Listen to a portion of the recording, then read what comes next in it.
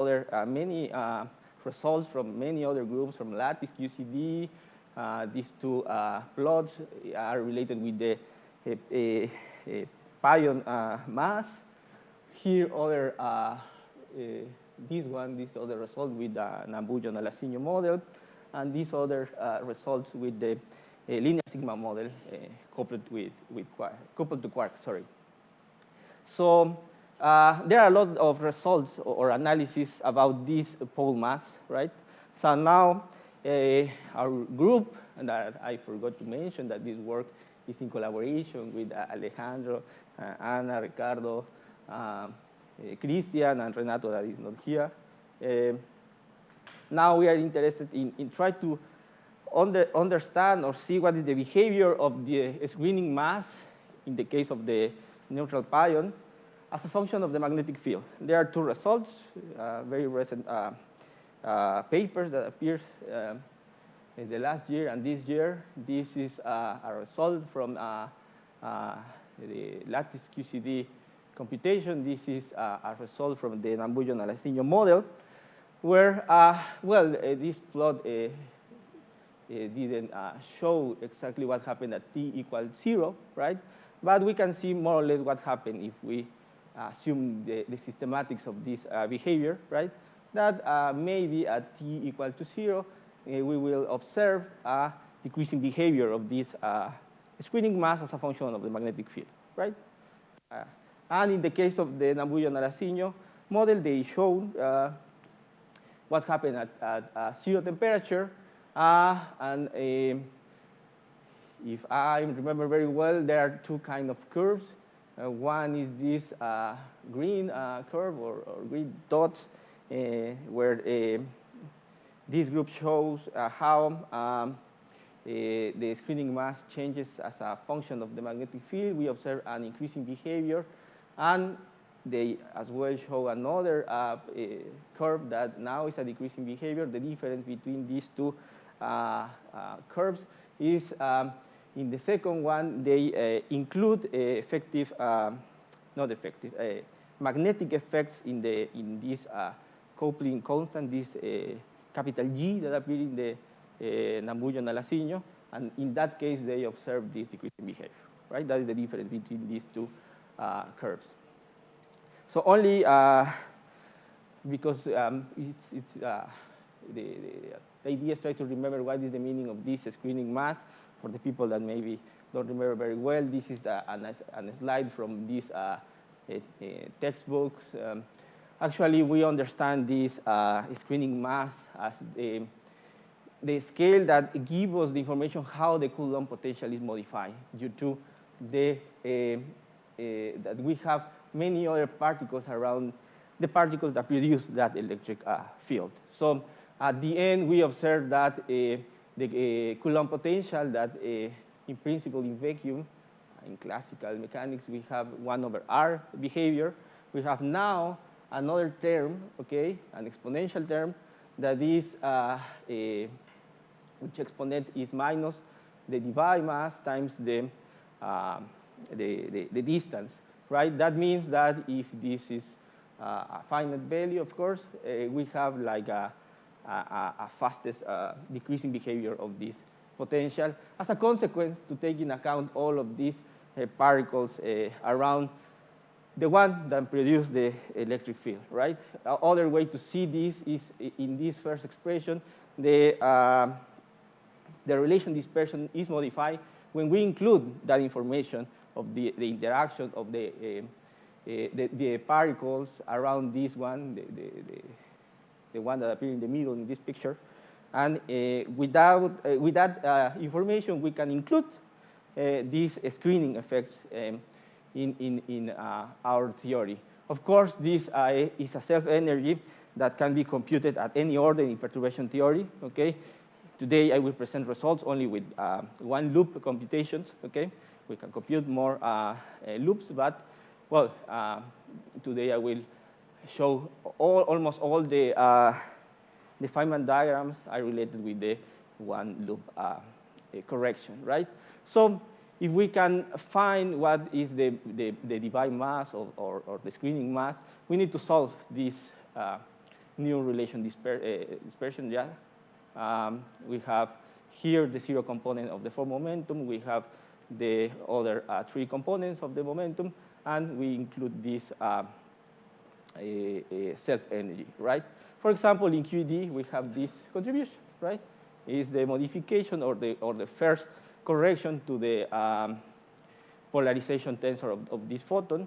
And if we work at final temperature, well, we compute including that information in the formalism that you prefer, and obtain that expression explicitly and solve the question, right?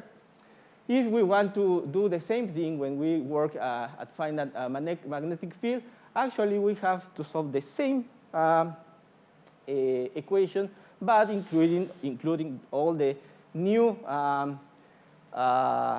dynamics that the magnetic field produce in the system. For example, the first thing that we can see is the momentum needs to be split in two terms. One is the direction along the magnetic field. The other is the two directions perpendicular to the magnetic field. This is because the Lorentz invariance is broken, right? And, well, the self-energy needs to be computed in terms of these magnetic effects, all right? So in general, well, you can use the model that you prefer, write your Lagrangian, try to find the Feynman rules, and try to compute all the perturbative terms. And in presence of magnetic field, this is one example. This is lambda 5 to the 4th. For example, you can compute 1 loop, 2 loops, 3 loops, whatever, okay? You change the model, and you obtain new correction, right? So in our case, we are working with this linear sigma model coupled to quarks. Okay, so here is the Lagrangian, all right? This is a renormalizable effective model to describe dynamics at low energies. You can see clearly here that we have mesons and quarks in the same Lagrangian. So our degrees of freedom is 1 sigma meson, 3 pions, to the plus, the minus pion, and the neutral pion. And we have also 2 quarks, right? The lightest one, up and down. What else? Well, in the case of charged particles, we include this covariant derivative that give us information how the magnetic field can interact with these charged particles, all right? We use this symmetric gauge, okay? Of course, we can change the gauge, but in this case, we choose this one.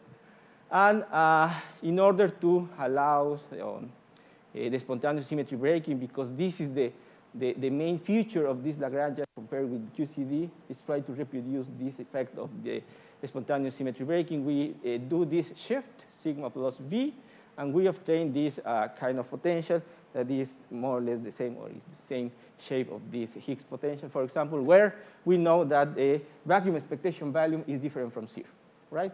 And we try to see what happened with this ground state when, for example, include temperature, and try to see if we recover or restore the symmetry or not, and what happened with the magnetic field, restore or not restore the symmetry. Right? As a consequence of this shift, we obtain dynamical masses in the model, and this is very important. In our analysis, you can see the expressions for these 3 masses that depends on lambda. Lambda is the self-coupling between these or among these boson fields. A is the mass square parameter in this Lagrangian. And G is the fermion boson coupling that appears here in this last term. And all the masses depends on these parameters, all right? So if we want to know the Feynman rules of this model, here is what happened with the vertex. We have different vertex. All of these terms are related with the self-boson interaction, right? For example, I don't know, this first one is the interaction with, between or among 4 neutral pions. Here is the the self-interaction among the sigma meson, for example, and we can see all the terms in this model. And there are other, the other Feynman rules related with the fermion boson interaction, where, for example, here we have a charged particle and interact with a quark and anti-quark, or here, for example, the sigma meson, how is the vertex with the interaction between a quark and anti-quark and this sigma meson, right? So with all of this information, we are able to develop our perturbative theory, right? So if we come back with the main topic, in order to obtain this screening mass, well, for the neutral pion, actually, okay, we need to solve this equation, where we need to remember that now we have dynamical masses here, okay? So if we substitute or replace this m pi squared by the term that we obtain after the symmetry breaking, the spontaneous symmetry breaking, we have this new expression, right? Lambda V0, that is the vacuum expectation value, and A, that is the mass parameter that appear in the Lagrangian, right? And one of the questions is, okay, if we want to include the magnetic effects in our theory, a good question is to, or a good idea is try to include this magnetic modification in the ground state of our theory. Because we know when we put our system in presence of a constant uniform magnetic field, this vacuum expectation value will be changed, or will change as a function of the magnetic field. So one ingredient that we will put is this VEF, of vacuum expectation value, as a function of the magnetic field. The other thing that we need to do is compute this self-energy, all right? So for our theory, if we want to compute at a one-loop order, we need to include these two terms, right? Okay, the first one is this bubble made by quark and anti-quark propagators inside of this bubble. This is the tadpole that always appears in this theory. But the main point is we need to include only the contributions with fields, with charged fields inside of this bubble. Otherwise, no, we don't find any magnetic correction in our analysis, right? So, for example, this one, here the quark and anti-quark has electric charge, or the negative pion, or we can substitute this by the positive pion, and we obtain that contribution. I forgot to plot the third contribution, that is this kind of contribution, okay? It's also a tadpole that we include in our analysis. We can put here this pion, positive or negative, and here we have this neutral pion, right? So these two Feynman diagrams and also this one are included in our analysis. Okay, so let me start to show what we did. In order to see the change in this vacuum expectation value, we need to compute the effective potential. This effective potential has the 3 contribution, the classical contribution that comes from the Lagrangian, and we include 1, 2, 3, 4, and these 2, 6 other contributions at one loop order from this, from all the degrees of freedom of our theory.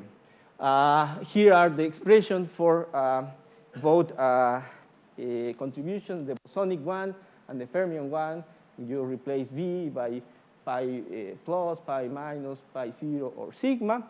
And here you replace F by U or D, right? And we add all of these terms and obtain the effective potential. Because we are interested in the magnetic effects, we know that the propagators needs to have this information, and we write this propagator in this Schwinger formalism, all right, and try to compute this contribution. Actually, what we did is try to rewrite these two contributions in the same way as we did at final temperature. We have this vacuum contribution plus matter contribution in both cases, all right? And when we identify the vacuum contribution, that means the terms independent of the magnetic field, we put that information together with the three-level potential, and we impose or introduce a vacuum stability condition. What is the meaning of that condition? Well, we want that this contribution that doesn't depend on the magnetic field, okay, don't change the position of our minimum and the curvature in that place, all right? So the consequence is, well, the other part, the matter contribution, will be responsible to move this vacuum expectation value. Okay, here is the expression, okay? It's a long expression, all right? How we can solve, sorry, we impose these two equations in order to identify these two contraterms, okay, that fix the minimum or keep the minimum that appears in the tree level in the same place, and the curvature in that point is the same, right? Here, the potential is a long expression. We don't have any approximation here, okay? It's valid for any value of the strength magnetic field. And here is what we obtain. Well, this first plot, here is the vacuum expectation value. In the vertical axis, we have the potential, different potential. For example, the red curve is the three-level potential. And we can see that, or we cannot see, the blue and the green one are in this place around the minimum, because that is the total vacuum contribution. 3 plus 1 loop without any magnetic field contribution, and that guarantee that, okay, these stability conditions works very well. When we include magnetic field, you can see the minimum moves to the right. That means that in this other plot, we have the magnetic field in the horizontal axis. In the vertical axis, we have this vacuum expectation value, and we observe this monotonic increasing behavior that tells us that the magnetic catalysis appears in this model. All right. Well, now it's time to compute the self energy. Okay, we need to compute this bubble and this other bubble. One more time, here is the expression that we use to find that contribution. We use the same kind of propagators in this Schwinger formalism. I ignore completely the Schwinger phase, because at this level, at one loop, we don't need to include that. The phase cancels, okay? The result for the boson contribution, this is the analytic expression without any approximation, is valid for all for any value of the magnetic field. And the second one, the fermion contribution, we need to compute that numerically. Okay, we cannot provide an analytic expression, because we cannot include any approximation, not Lois-Landau level, no the weak field approximation. It's valid for all the range of the values of magnetic field. So we compute numerically. The only thing, or the only feature in this thing, is we are able to split this self-energy in two terms. One more time, the vacuum contribution plus the purely magnetic contribution. Okay? So we are ready to find the magnetic field. Here is the expression, but no, we have one more piece that we need to include, or we want to include, and is we have couplings, right?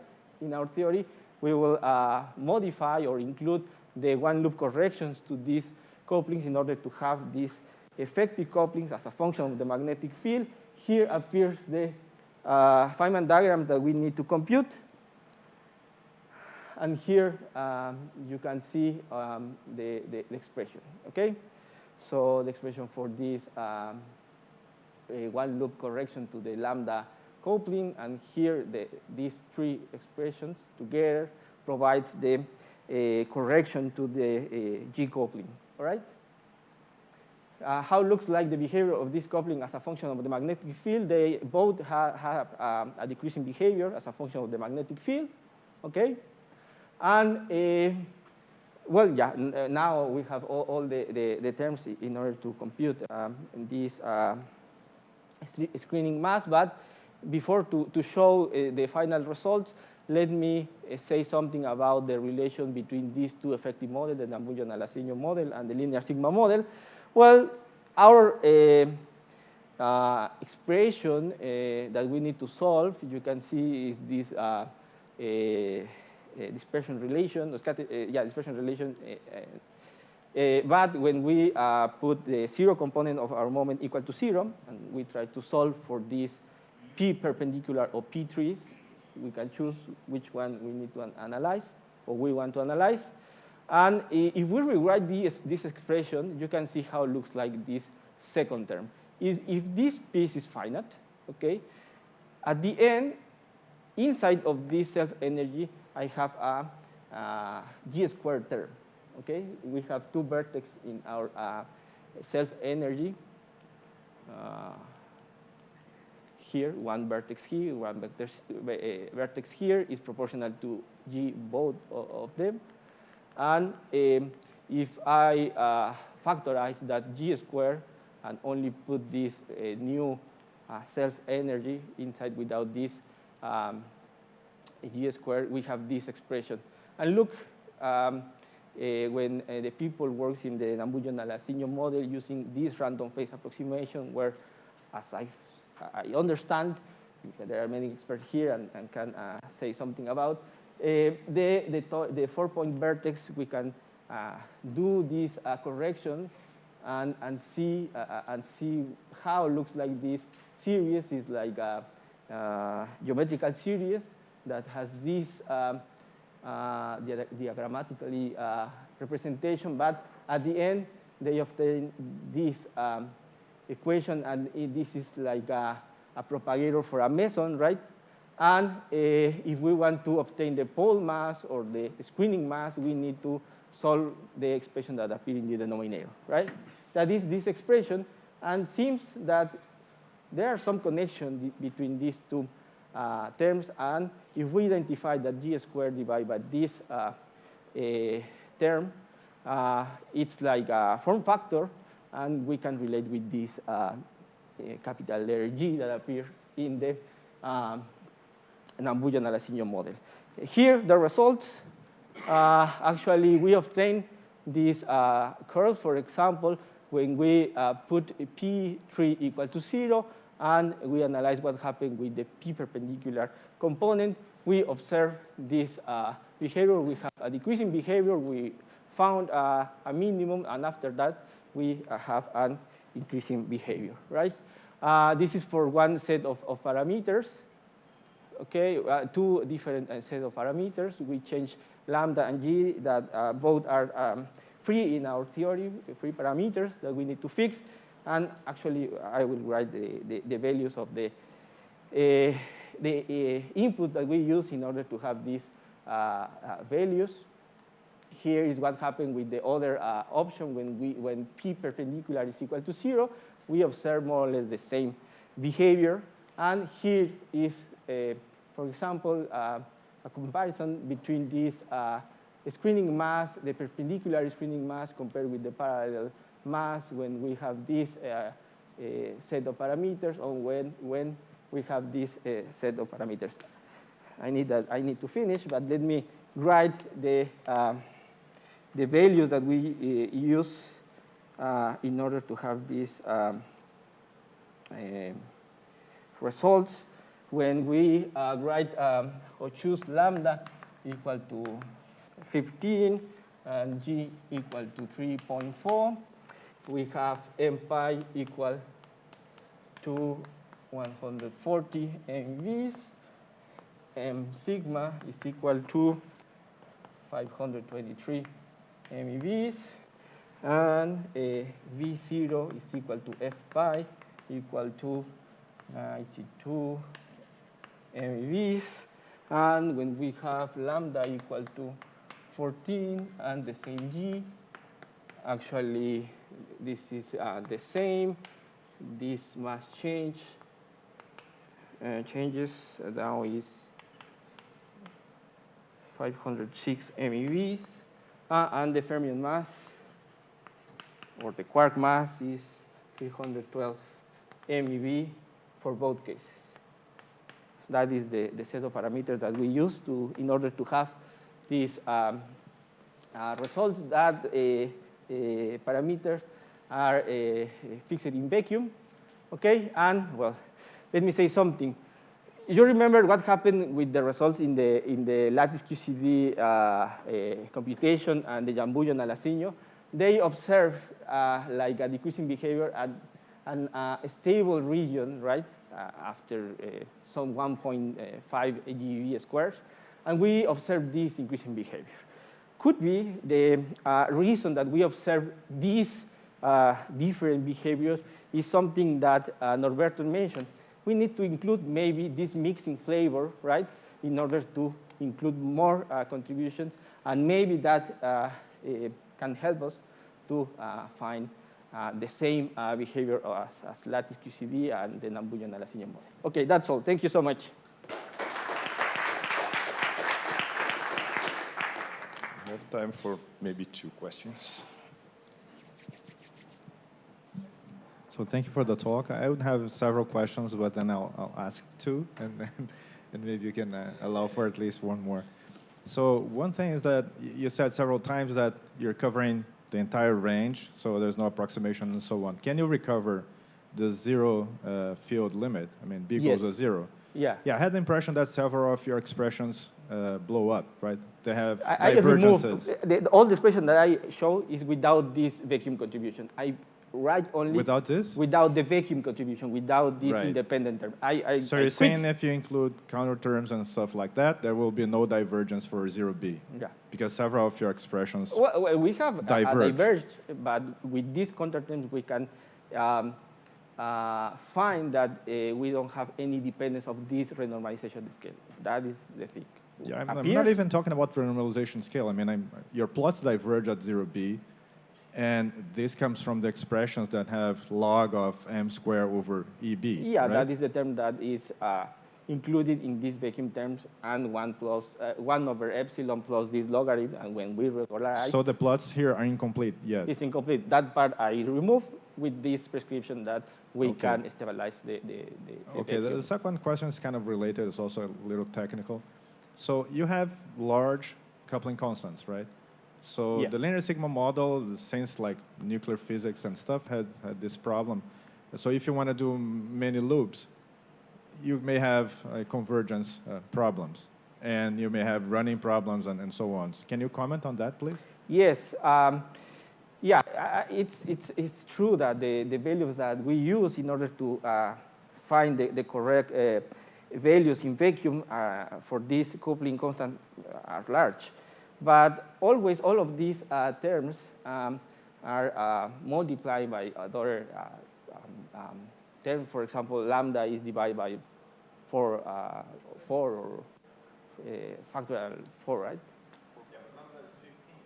Yeah, but divided by that term. Or when you write the action, you have these terms. It's 4 pi squared. Rephrasing the question, can you show that perturbation theory makes sense in this case?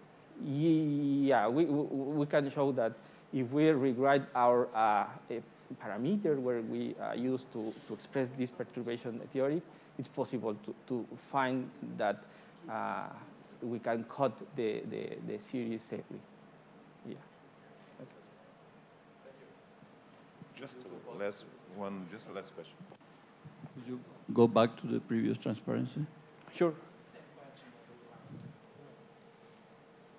This one? Now, if I understand correctly, I mean, these two curves correspond to the pole mass and the screen mass. No, both are for the screening mass. Well, the Well, that screening means is that- the screening mass in the direction of the field. Yeah, in one the is pa- the in the direction parallel of the is the field, same and as the other that. is perpendicular. When we Yeah, but the one which is parallel is the same as the pole mass. yeah, should be. Yeah, Okay. yeah. So this one is the pole Yeah, mass sure, and sure. the other is screening mass. Now, my observation is that you have a decrease up to, let's say, a bit less than 1 GeV square. Yes. And Point- most of the 0.6. calculation, as far as I know, I mean, even your calculation for the masses go up to, say, 0.4, 0.5. Here. So, is- I have the plot here. It's here. 3.5, right? okay. Okay. It's this one. So, okay, fine. I understand.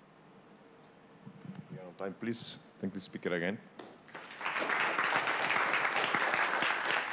You have the picture now, right?